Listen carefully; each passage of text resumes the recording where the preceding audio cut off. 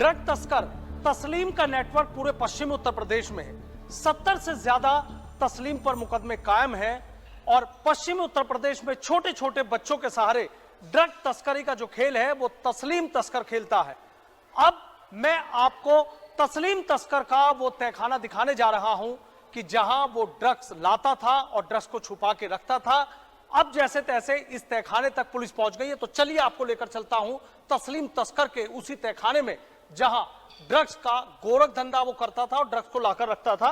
पूरी तरीके से लोगों की आंखों में धूल झोंकने के लिए और पुलिस की आंखों में धूल झोंकने के लिए उस शख्स ने यहां मंडप और मंडप के नीचे ये जो तहखाना है वो तहखाना यहां बना रखा था। अपने कैमरामैन से कहूंगा कि जरा वो जाएं और देखें कि एक चीज दिखाएं जरा।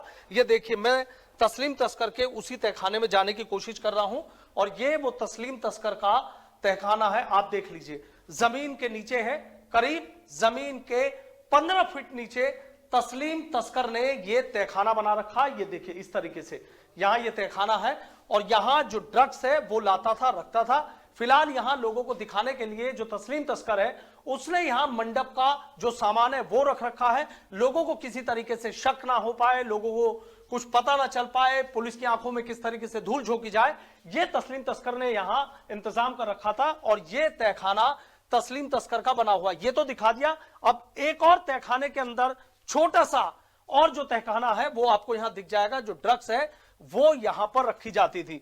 अभी पुलिस को सूचना मिली थी कि पश्चिमी उत्तर प्रदेश में बड़ी मात्रा में करीब आधा किलो से ज्यादा जो ड्रग है वो यहां पर लाई गई थी और यहां ड्रग्स लाने के बाद उसको यहां पर रखी गई थी और उसकी जो डिलीवरी है वो यहां पर होनी थी। लेकिन पुलिस ने, परतापुर थाना पुलिस ने नाकेबंदी की और उसके बाद जो तस्लीम तस्कर का बेटा है शाहबाज, उसको पुलिस ने गिरफ्तार कर लिया। उसके एक और साथी सलमान की भी गिरफ्तारी हुई और उनके पास 500 ग्राम से ज्यादा जो चरस है वो पकड़ी गई थी। और उसके बाद पुलिस जब तस्लीम तस्कर की गिरफ्तारी के लिए आई तो तस्लीम तस्कर यहां से भाग निकला था।